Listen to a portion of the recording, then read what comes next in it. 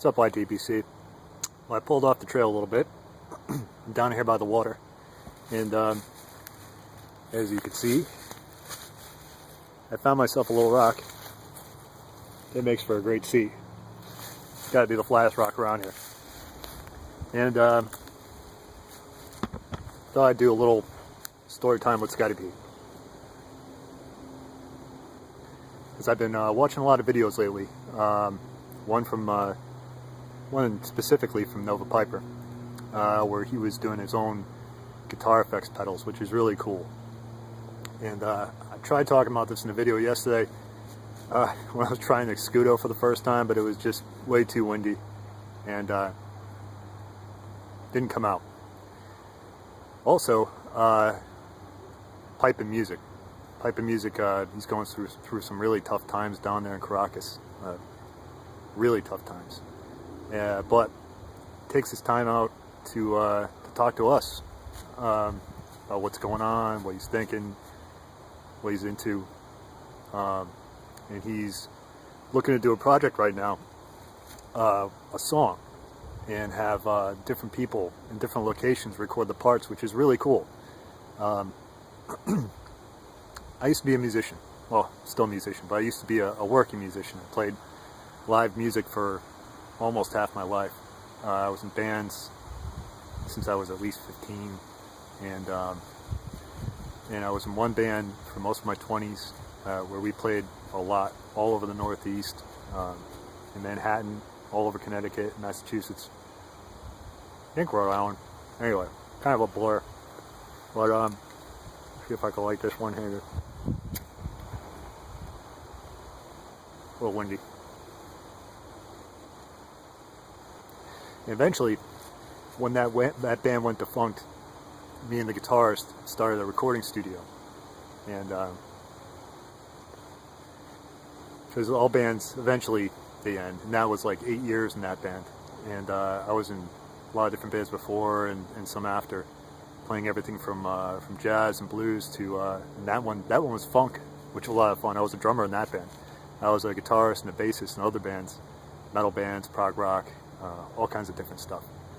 And some of you might have noticed that in some of my videos I say, you know, hope you dig the music, this is my own stuff. Well, when we had the recording studio, I had no illusions ever of being a rock star. I never wanted to be a rock star. It just wasn't my thing. I just liked music. I liked playing music. I liked playing it live, I liked recording it. And my big dream was I really like movies. I wanted to do film scoring. I'm all self-taught. Don't really read music per se. I grew up playing along to CDs and stuff like that, and figured out stuff on my own.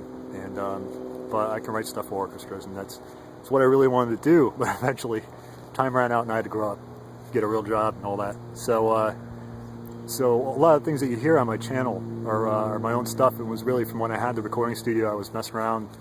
We'd get new gear, new effects, new programs and stuff, and I'd take it for a little spin. And you know, some nights I'd be in there and I'd write 5 or 6 of those little ditties, and just mess around with new keyboard or new guitar or new effect or something like that. And some of the bigger ones that are themes, I'd give myself like a 7-hour limit, and from start to finish, writing it, recording it, mixing and mastering it, 7 hours. So when 6 hours ran around, I'd really have to scramble to finish it. But never really did get to score a film. What I did get to do was act in a film.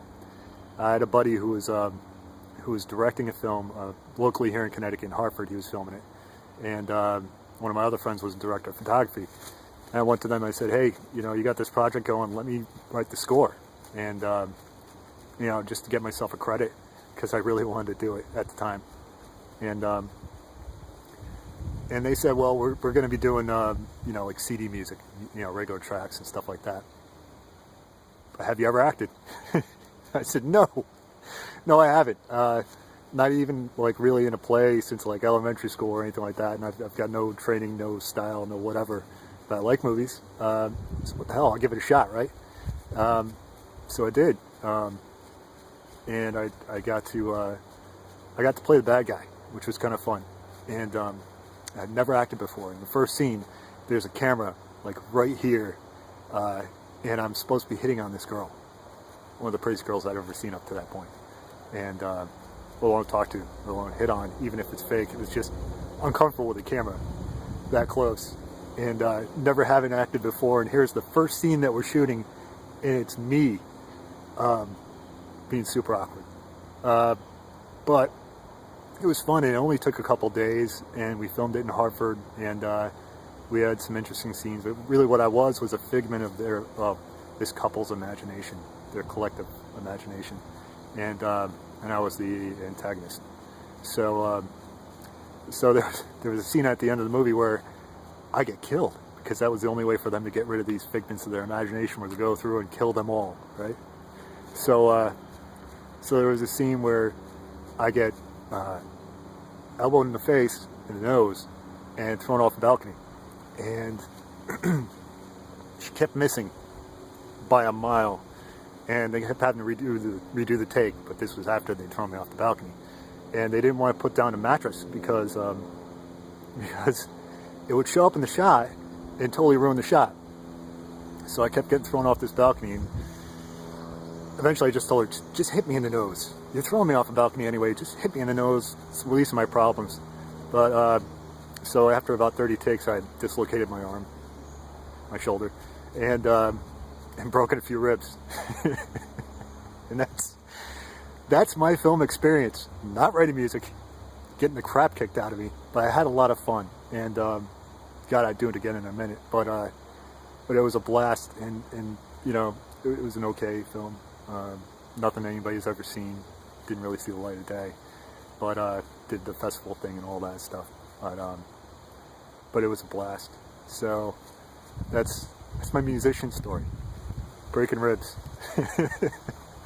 Thanks for checking it out, folks. Thanks for tuning in. I appreciate y'all, and have a good Memorial Day weekend. Drive safe. Don't drink and drive. It's just not the thing to do. So, salute, folks.